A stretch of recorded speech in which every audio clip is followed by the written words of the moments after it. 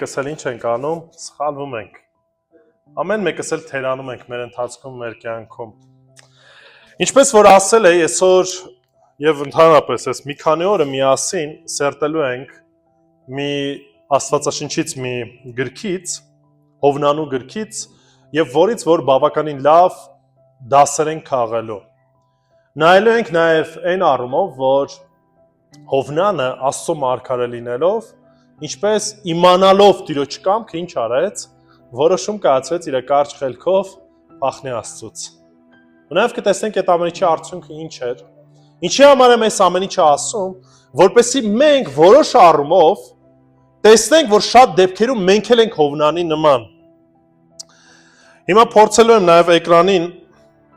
Աստվածաշնչյան այդ հատվածը ցույց տալ եւ որոշակի նշումներ եմ անելու, որպեսզի ձեզ համար էլ ավելի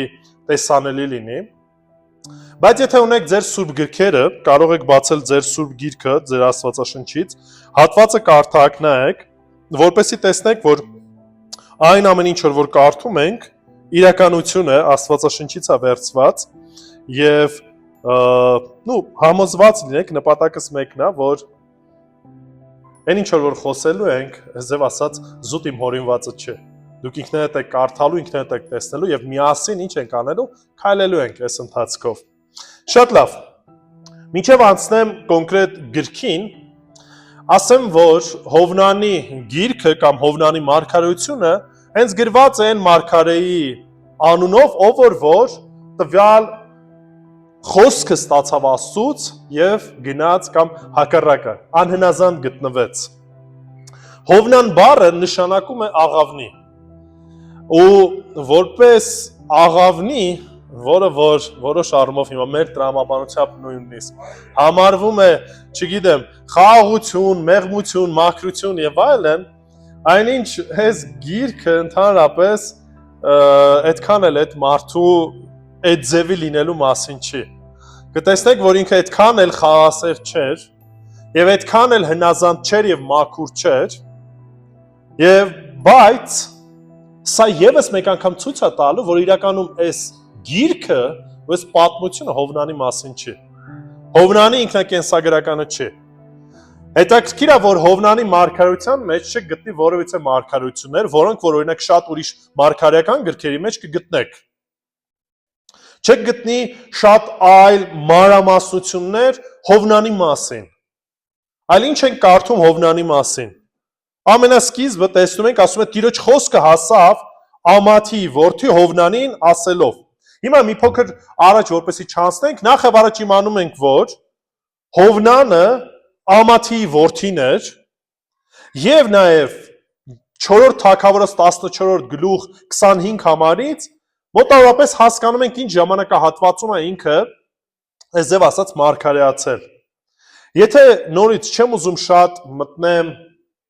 պատմական կոնտեքստին, բայց ուզում եմ մի փոքր ձեզ նկարագրությունը տամ։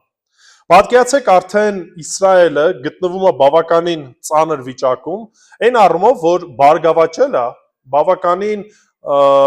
հաստատվել է, որոշակի հարստություն ունեն եւ այլն, քիչ շատից խաղաղություն կա, բարգավաճել են, բայց Աստծուց ինչ են եղած, հեռացված են։ Աստծու հետ կարծես պետքա լինեն, որովհետև Աստված ազատել է որոշ թշնամիներից, շատ հարցերը լուծվել են, բայց այս ամեն ինչը նպաստել է ոչ թե նրան, որ Աստծուն մոտիկ լինեն, այլ ինչ են արել, ավելի են Աստծուն հակառակվում, ավելի են կռապաշտության մեջ ընկած, ավելի խնդիրների, մեղքերի մեջ են եւ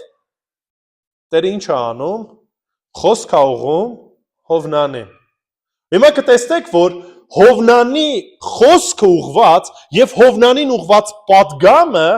որոշ առումով պատիժ էր լինելու ում համար, Իսրայելի համար։ Իսրայելի համար։ Կտեսնեք հետո ընթացքում ինչի համար եմ ձեւ ասում։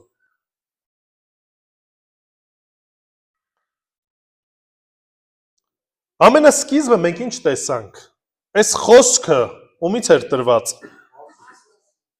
Աստծուց էր տրված։ Ուշադրություն դարձրեք, այստեղ կամայականություն չկա, այսինքն պատկերացրեք, Հովնանը որպես Աստծո մարգարե լինելով, Տիրոջից ինչ է անում, Տիրոջ խոսքը հասավ իրեն։ Ստեղ քննարկման առիթ չկա, Չի կարա Հովնանն ասի, տեսնես Աստված կամենում է, կամ ես ինչ որ լսում եմ, Աստծո խոսքն է, թե Աստծո խոսքը չի։ Աստծո կամքն է, թե Աստծո կամքը չկա։ Ստեղ հարցեր, քննարկումներ կամ այլ ինչ որ բաներ չկա։ Աստված խոսում է իր գերիշխան դիրքից եւ իր մարգարեին խոսք է ուղում։ Ինչ խոսքի մասին է խոսքը գնում։ Ինչ է ասում։ Երկրորդ համարը վեր կաց գնա Նինվե մեծ քաղաքը եւ քարոզիր նրա դեմ, որովհետեւ նրանց չարությունը իմ առաջ բարձրացավ։ Հիմա նայեք, իրականում այս խոսքը կարող է նաեւ ուղղված լիներ ում, հենց Իսրայելին։ Ուղղված կարող լիներ հենց Իսրայելին, բայց Աստված նախընտրում է ինչ անել, Նինվե քաղաքը ուղարկել Հովնանին, որպեսզի գնա քարոզի։ Հիմա մի փոքր նորից պատմական ակնարկ առնենք։ Նինվե քաղաքը կամ Նինվեացիները Ասորեստանի տակ էին մտած, այսինքն Ասորեստանը նոր սկսում է թափ հավաքել։ Եվ եթե պատմությունը գիտեք, մի փոքր ժամանակ անցնելու է եւ Ասորեստանը նվաճելու է Իսրայելը։ Իսրայելը մտնելու ամբողջությամբ Ասորեստանի տիրապետության տակ եւ Ասորեստանը բավականին խիստ է վարվելու հրյաների նկատմամբ։ Սրա համար եմ ասում, որ երբ որ մենք շարունակությունը կտեսնենք, որ որոշ առումով Հովնանի ծառայությունը ճակերտավոր առումով նպաստում է, որպեսզի Իսրայելը մի որոշ ժամանակ հետո անկում ապրի։ Հիմա կարաք ասեք, լավ, ես ինչ ես ասում։ Տիրոջ ժողովուրդը ինչ անի, անկում ապրի կամ պարտվի, հա ժողովուրդ ջան։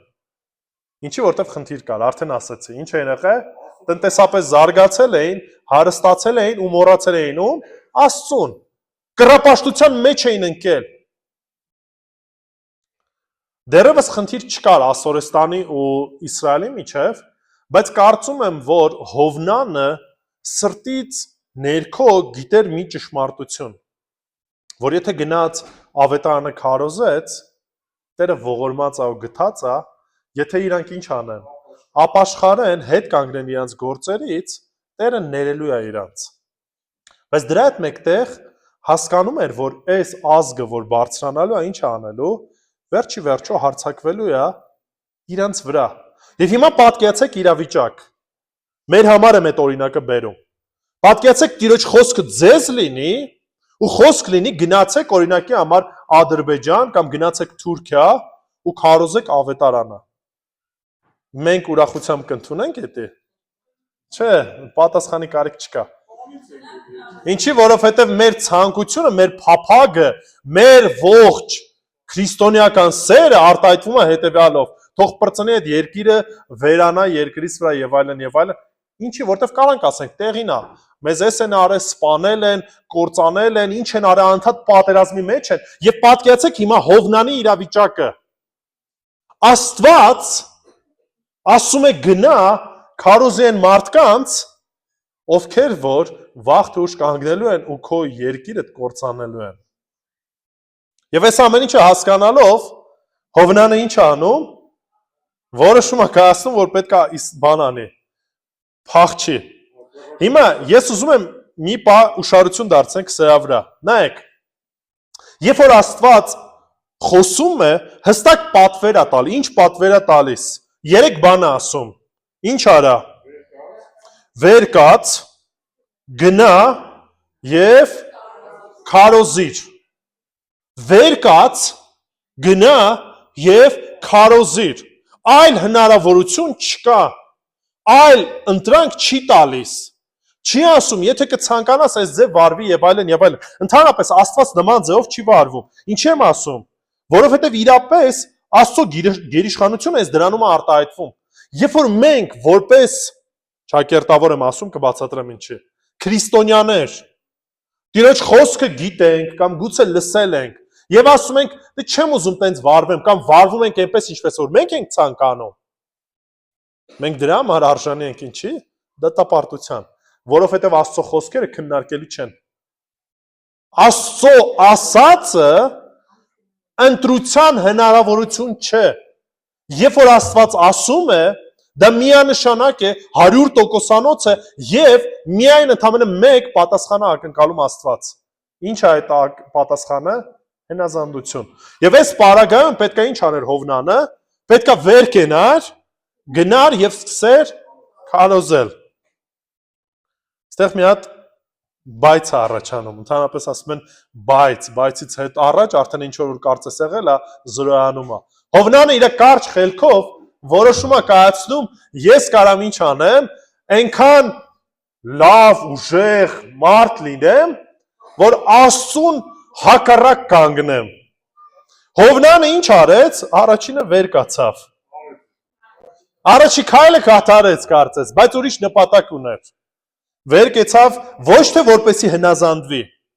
ոչ թե որ գնա քարոզի, որպեսի այդ մարդիկ ապաշխարեն։ Ապաշխարեն գիտեք ինչ է նշանակում։ Ընդունեն իրենց մեղքերը, ընդունեն, որ սխալ ընթացքի մեջ են, խոստովանեն իրենց մեղքերը Տիրոջ առաջ։ Դա չարեց։ Ինչ է ասում, Տիրոջ երեսից Թարսիս փախչի։ Եթե քարտեզը նայեք, հանդիպակաց հենց հակառակ կողմեր են։ Այսինքն պատկերացրեք, Նինվեն ընդեղ է, ինքը որոշում է կայացնում, որ ես պետքա փախնեմ դրա հակառակ կողմը։ Ինչքան հնարավոր է դրանից ինչ անեմ, հեռու գնամ։ Ես այդ որոշումն եմ կայացրել, Տերը ինձ սենց է ասում։ Աստված ինձ հստակ հրաման է տվել։ Ես որոշում եմ կայացրել, որ չէ, պետքա գնամ։ Հիմա նայեք, կարա տպավորություն լինի, որ Հովնանը դե գուցե չէր գիտակցում, խնդիր ուներ կամ չէր պատկերացնում, բայց ես ուզում եմ որ տեսնեք ինքը հստակ հասկանում է ինչ է անում։ Ու այդ հստակ հասկացողության մեջ մենք հստակ տեսնում ենք ծրագիրը։ Ինչ ծրագիր էր։ Վեր կացավ, որոշում կայացրեց ուրա փախնելու, այսինքն հստակ գիտեր Նինվեն ուրա, Թարսիսը ուրա։ Ու ինչա որոշում կայացնի։ Ասում է իջավ Հոպե, Հոպեն այդ միակ այն փոքրիկ քաղաքն էր, որտեղ որ կային նավեր, եթե նորից Իսրայելը նայեք, շատ նավեր նստելու կամ առափնյա քաղաքներ չկար։ Իջնում է Հոպե, ինչ է անում։ Նավը գտնում, այսինքն հետաքրքրվում է այդ նավերից, որն է որ գնալու է Թարսիս։ Նրան ինչ է անում, վճարում է, վարձը տվեց ու նրա մեջ մտավ, որպեսի Տիրոջ երեսից նրանց հետ Թարսիս գնա։ Հիմա նայեք, քանի անգամ ենք մենք կարդում մի բան, Տիրոջ երեսից որոշում է փախնի, նորից կրկնվում է, այսի հենց չի, Տիրոջ երեսից կարծում է, կկարողանա փախնի ժողովուրդ, թե չէ։ Մեկը կարա Աստծուց փախնի։ Մենք շատ դեպքերում կարծում ենք, որ Աստծուց կարանք փախնենք, կամ որ Աստված չի տեսնում, բայց երգի մեջ էլ ենք երգում։ Ամեն բան Աստված տեսնում է եւ ոչինչ չկա, որ Աստծո երեսից թաքուն լինի։ Պապայենցս գործի տեղը մի քանի չեչեններ կային, ռուսական բանակում էր ծառայում։ Դե չեչենները գիտեք, մուսուլման են։ Ու երբ որ առիթ էր լինում, դե հայերը ինչ են սարքում, խորոված։ Իսկ խորովածը սարքում են խոզի մսից։ Այս չեչենները նստում էին, հետները միսը ուտում էին, այս կողքից պապաս էլ հարցնում ասում ախր դուք միս չեք ուտում, այս ոնց է որ խոզի միս եք ուտում էլի ստեղ։ Ասում էր դե մեր Ալլահը ստե չի տեսնում։ Հասկանում եք, այսինքն սա էր տրամաբանությունը այդ մարդու։ Աստծո մոտ նման վայր չկա, որ ինքը չի տեսնում։ Նման իրավիճակ չկա, որ ինքը քնած է։ Նման պահ չկա, որ իմ կյանքից ինչ որ մի դրվագ ինչ արած, թաքնված է։ Աստծո առաջ մեր կյանքը բացված գրքի պես է։ Ոչ մի բան թաքուն չեն կարող պահենք։ Ոչ մեր մտքերը, ոչ մեր քայլերը, ոչ էլ նույնիսկ մեր ապագան։ Մենք չգիտենք մեր ապագան, բայց Աստված գիտի նույնիսկ մեր ավարտը ինչպես է լինելու։ Ամեն մի վարքյանը Տիրոջ առաջ կա։ Հիշում եք, այնտեղ Տերը խոսեց, մի հատ բայց առաջացավ, Հովնանը որոշում կայացրեց, ծրագրեց, նավը գտավ եւ այլն, ամեն ինչ պատրաստ է, որ ինքը ինչ անելու, փախնելու է։ Բայց մի հատ էլ է բայց գալիս։ Բայց Տերը, սա է կենտրոնականը։ Մարդը ծրագրում է, մենք ծրագրում ենք, մենք որոշումներ ենք կայացնում եւ այլն, բայց այդ ամեն ինչի շրջանակում Տերն է, որ այդ ամեն ինչ ինչ անում, ղեկավարում է։ Եթե Տերը չլինի, եթե Տերը չծրագրի ինչ որ մի բան չի էլ տեղի ունենա։ ամեն բան ինչ որ երկրագնդից վրա տեղի է ունենում, առանց Տիրոջ չի տեղի ունենում։ Բայց Տերը ինչ արեց, մի մեծ քամի հանեց ծովի վրա եւ մեծ փոթորիկ եղավ ծովում։ Ուշադրություն դարձեք, երբ որ երկու անգամ կրկնում է մեծ, հենց այնպես չի ասում։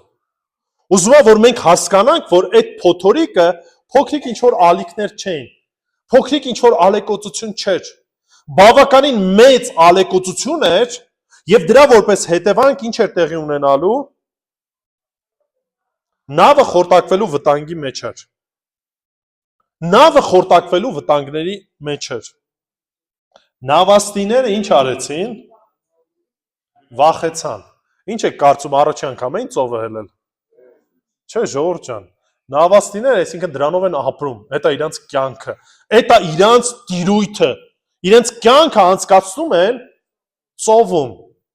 Եվ այն ինչ որ տեղի էր ունենում, սովորական մի ալեկոծություն չէր, ու իրանք հասկացան, որ նավը խորտակվելու առաջ է կանգնած։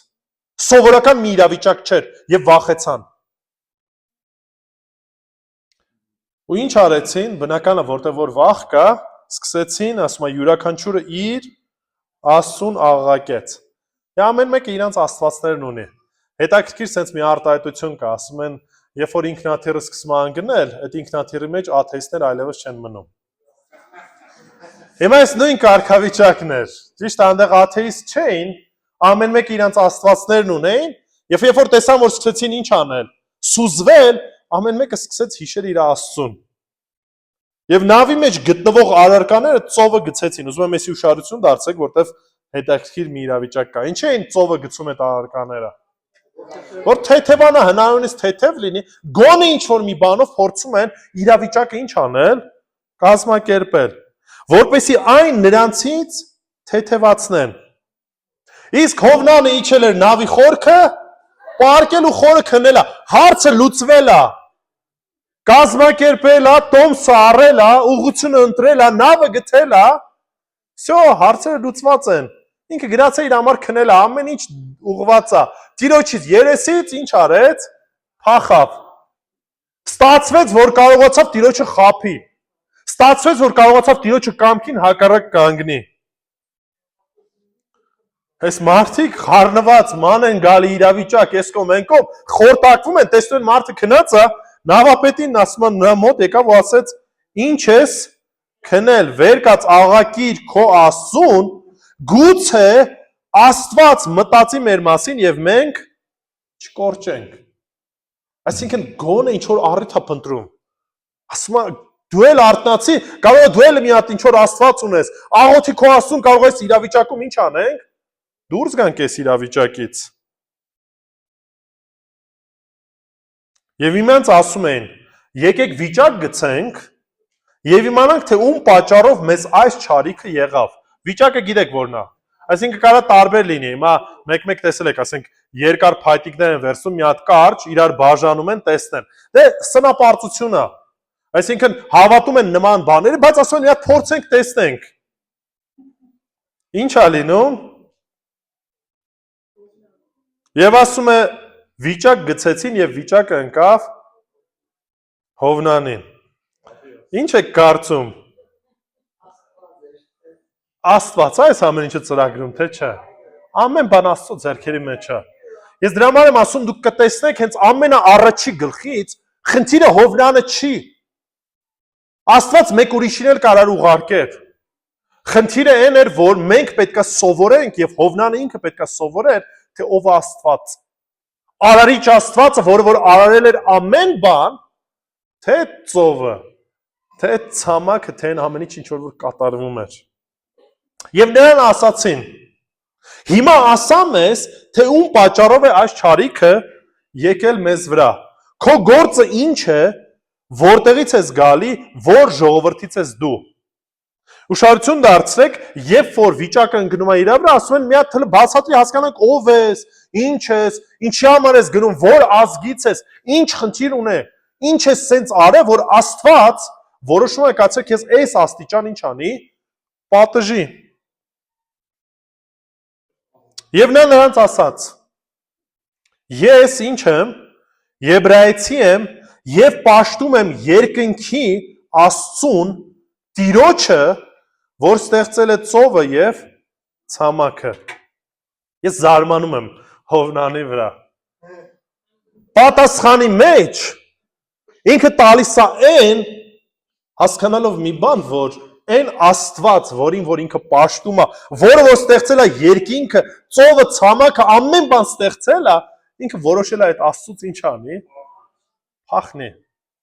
Բայց սրա մեջ ուրիշ խնդիր էլ կա, ժողովուրդ։ Հովնանի վարդապետությունը ճիշտ էր, թե չէ։ Հովնանի Աստված ճանաչողությունը ճիշտ էր, թե չէ։ Ճիշտ էր, Աստծուն ճանաչում էր, ճշմարիտ Աստծուն ճանաչում էր, ոչ միայն զուտ լսել էր, այլև ճանաչում էր արարիչ Աստծուն։ Ճիշտը գիտեր, ճշմարտությունը գիտեր։ Ճշմարտությունը հերիք է, որ իմանանք։ Չէ, ժողովուրդ, հերիք չի։ Հիմա ամեն մեկից որ հարցնենք, մենք բոլորս էլ կասենք խաչապաշտ ենք, քրիստոնյա ենք, ուզում եք թվական էլ ասեմ, 1700 տարի կարանք պարծենանք, ասենք գալիս ենք ասում ենք, բա գիտեք, մենք առաջի քրիստոնյա ազգ ենք եւ այլն եւ այլն։ Հա, ուրախ եմ դրա համար, անկեղծ եմ ասում։ Այս վերջերս երբ որ հին ձեռագրերն էինք ուսումնասիրում, այդ հին ձեռագրերի շրջանակում կա նաև Աստվածաշնչի թարգմանությունը, 5-րդ դարի թարգմանություն ունենք։ Դրանից առաջվա էլ կա։ Եվ այն օգտագործվում է, այս ձև ասած համեմատելու, ստուգելու եւ այլն, այսինքն 5-րդ դարից սկսած կամ դրանից առավել մենք ունենք գրավոր Աստվածաշունչը։ Ունենք ճշմարտությունը, ունենք։ Լսել ենք։ Բայց այդ ամեն ինչը ոչ մի բան մեզ չի տալիս։ Եթե այդ ճշմարտությանը մենք չենք հնազանդվում։ Եթե ես հասկանում եմ, որ Աստված գերիշխան է, Աստված արարիչ է ու ամեն բան գիտի, ամեն բան իր ձեռքերի մեջ է եւ չեմ հնազանդում, վայ ինձի։ Որտեւ Աստծո խոսքն ասում է վայ նրան, որ կենթանի Աստծո ձեռքը կընկնի։ Գիտեք ինչի ասում է ձև, որովհետեւ Աստծուց որևիցե մեկը եւ որևիցե բան չի կարա փախչի։ Այս մարդիկ երբ որ էսի լսեցին, ասում է շատ ինչ արեցին նորից, վախեցան։ Նրան ասացին, այդ ինչ ես արել դու, որովհետեւ այդ մարդիկ իմացան, որ նա փախչում է Տիրոջ երեսից, քանզի պատմել էր նրանց։ Մինչև այդ խոսումը ասում է, որ ինքն այս ամեն ինչը արարել։ Տերն է թագավորը, ինքն է ամեն բան ստեղծել, ու դրա հետ մեկտեղ էլ ասում է, ես փախնում եմ այդ Աստծուց։ Հիմա մեզ համար մի քիչ խնդալու է, բայց պատկերացեք իրավիճակը, հասկանում եք, ինչքան է սյուրռեալիստիկ է։ Մենք էլ շատ դեպքերում այս ամեն ինչը գիտենք, լսել ենք, անընդհատ խոսվում է դրա մասին։ Բայց մենք այդ գիտությունը իմանալով ինչ ենք անում, մերժում ենք, ասում ենք ինչ Քրիստոս, ինչ Աստված, ինչ հավիտենական կյանք եւ այլն։ Մի հատ հայերը արտահայտություն ունեն, չէ, ասում են կեր խմի քեֆ արա, որտեղ վաղը ինչ կա, մեռնել կա։ 1700 տարի ճշմարտությունը գիտենք, բայց այս տրամաբանությամբ ենք առաջնորդվում։ Կամ ուրիշ արտահայտություն էլ կա, ասում է որտեղ հաց, այնտեղ կաց։ Ինչի որտեղ այս անով ենք առաջնորդվում։ Սա է դարել մեր նպատակը կյանքի եւ նպատակը ապրելու։ Այնինչ այս ամեն ինչը մի վարքանում միակ ընթարթում ուղղակի ինչ է լինում, անցնում է։ Ես գիտեմ, որ մեր մեջ կան Արցախից բռնի տեղահանվածներ, ովքեր որ իրենց ողջ ունեցվածքը ինչ արեցին, կորցրեցին։ Ես գիտեմ մարդիկ, ովքեր որ Գյումրիում երկրաշարժի ժամանակ իրենց տները կորցրեցին։ Ու այս պատմությունը առաջի անգամ չի, այս ամեն ինչը կրկնվում է, նոր բան չի, եւ այն չի վերաբերվում մենակ մեզ որպես ազգի։ Բայց հասկանում եք, նույնիսկ դրանից հետո մենք շարունակում ենք ինչ անել։ Շարունակում ենք նորից մեր տրամաբանությամբ առաջնորդվել, փախչել Աստծուց։ Եվ նրան ասացին. մենք քեզ ինչ անենք, որ ծովը մեզ համար խաղաղվի։ Որովհետև ծովը գնալով փոթորկանում էր։ Մարդիկ ուզում են հասկանան, լավ ինչ անենք, այս վիճակից ինչ դուրս գանք։ Եվ նա ասաց նրան. Վերցրեք ինձ ու գցեք ծովը եւ ծովը կխաղաղվի, որտեվ ես գիտեմ, որ այս մեծ փոթորիկը իմ պատճառով է եկել ձեզ վրա։ Ինքը շատ հստակ գիտի ինչի է այդ վիճակում հայտնվել։ Երկրորդը ուշադրություն դարձրեցիք, ինչ ասում անեք։ Գցեք ծովը, մինչև այդ ի՞նչն էին գցում ծովը։ Մնացած վեշերը, որպեսի թեթևացնեն, այսինքն կարծես ինքը դարել այն աղբը, որ պետքա գցեն, որպեսի հարցը լուծվի։ Տիրոջ մարգարեում խոսքը եղել էր Աստծուց։ Հիմա դե կարաք ասեք, դե մենք տենց խոսք չունենք, մեր հետ Աստված տենց չի խոսում, համաձայն եմ, Աստված մեզ հետ տենց չի խոսում, բայց օրինակի համար Մեսրոպ Մաշտոցը մեզ այդ հնարավորությունը չի տվել, որ ասենք մենք չենք լսում Աստծո խոսքը կամ չգիտենք։ Գիտեք ինչի։ Որտեվ երբ որ տառերը գրեց, առաջի գիրքը, որ թարգմանեց ու գրեց հայատառ, գիտեք որ գիրքն էր։ Նո առակացն էր, հետո նաև ամբողջ Աստվածաշունչը։ Դա նշանակում է մենք Աստծո կամքը գիտենք։ Ձեզանից քանիս իրանց տներում Աստվածաշունչ ունեն։ Ուրիշ հարց տամ։ Իսկ ձեր Աստվածաշնչերի վրա ինչքան է փոշի նստած։ Ես մեկ-մեկ երբ որ այցելում եմ տարբեր վայրեր, մեկ-մեկ երբ որ իմանում են, լսում են, որ մենք քրիստոնյա ենք, ասում են, «Հո, էսի քո դուրը կգա», մեկը բերում են, ասենք հին ինչ որ մի հատ Աստվածաշունչ, շորերով փաթաթված, բան սենց բերում ցույց են տալի, ասում են, «Տեսնում եք ինչ ունենք»։ Ես ասում եմ հրաշագործ է։ Հենց մեկը հիվանդանում է, գլխի տակն ենք դնում, միանգամից այդ սաղ հիվանդություններն ամեն ինչներն ասում են։ Ժողովուրդ ջան, Աստվածաշունչը գլխի տակ դնելու չի։ Ձեր գլխի տակ դրեցիք Աստվածաշունչ, առավոտ ձեր վիզները ցավալու է ականջներդ էլ։ Բարձ ավելի լավ է որ դնեք։ Ձեր գլխի տակ քնեք, բայց Աստվածաշունչը կարդալու համար է։ Այնուամենայնիվ այդ մարդիկ ինչ արեցին։ Թիավարեցին, որ ետ հասնեն ցամաքին։ Չեն ուզում այս մարդուն նույնիսկ գցեն ծովը, որտեվ չեն ուզում, որ իրանց վրա մեղք լինի։ Նորից փորձում են ինչ անեն, դեպի ափը գոնե գնան։ Բայց ստացվեց։ Ասում է չէ։ Չկարողացան, որովհետև ծովը գնալով ալեկոծվում էր նրանց դեմ։ Եվ նրանք աղաղակեցին, ուշադրություն դարձրեք, տարբերություն ա լինում։ Ում են աղաղակում։ Տիրոջը։ Ստեղ արդեն տարբերություն ա լինում։ Մինչև այդ ում էին աղաղակում։ Աղաղակում էին իրենց աստվածներին։ Ուշադրություն դարձնում եք, յուրաքանչյուրը իր Աստծուն էր աղաղակում։ Փոքրատարով, բայց դա այդքան էական չէ, հիմա չեմ խորանա դրա մասին։ Ամեն մեկը իրենց տրամաբանությամբ էր առաջնորդվում։ Երբ որ իրենց ճակերտավոր աստվածները չօգնեցին, մենք էլ ունենք տենց աստվածներ։ Փողը, ծանոթությունը, մեր խելքը, մեր հասկացողությունը, փորձառությունը եւ այլն, շատ դեպքերում իրանք են դառնում մեր աստվածները։ Երբ որ այս ամեն ինչը չօգնեց, ի՞նչ է տեղի ունենում։ Նրանք աղաղակեցին ճշմարիտ Տիրոջ ուշադրություն դարձեք, իրանց մոտ արդեն փոփոխություն լինում։ Եվ ասացին. «Օ Տեր, աղաչում ենք, թող չկորչենք այս մարդու հոգու պատճառով։ Եվ անմեղ արյուն մի դիր մեզ վրա, որովհետև դու ով Տեր, ինչպես որ ուզել ես, ինչ ես արել, արել ես»։ Ուշադրություն դարձեք, հեթանոսներ, որոնք որ չեն ճանաչում Աստծուն, ընդհանրապես այս մեկ իրավիճակը իրենց համար շատ հստակ ու հասկանալի դարձավ, որ առանց Աստծո գերիշխանության, առանց Աստծո կամքի ոչ մի բան չի լինում։ Եվ այն ամեն ինչ որ Աստված ուզում է, այդ ամեն ինչն էլ անում է։ Եվ որևիցե մեկը չկա, որ Աստծուն ասի, ինչի ես այս ձև անում, կամ այս ձև արա եւ այլն եւ այլն։ Չկա նման բան։ Առաջի անգամ են առնչվում ճշմարիտ Աստծո հետ։ Եվ այս հասկացողությանն եկան։ Ու հարցս նորից ձեզ եմ ուղղում։ Արդյոք մենք այս աստիճանի պետքա հասնենք, որ կանչենք, ասենք, Տեր կործանվում ենք արդեն։ Ես չեմ ուզենա, որ իրապես մենք այս աստիճանի հասնենք։ Անկեղծ եմ ասում։ Չպիտի հասցնենք այդ մակարդակի, որ ասենք, Տեր այլ ընտրանք չունենք, ողորմիր ների այլ հնարավորություն չկա, որտեղ իրականում այլ հնարավորություններ չկա։ Մենք ենք մեզ համոզել, որ այլ հնարավորություններ կա,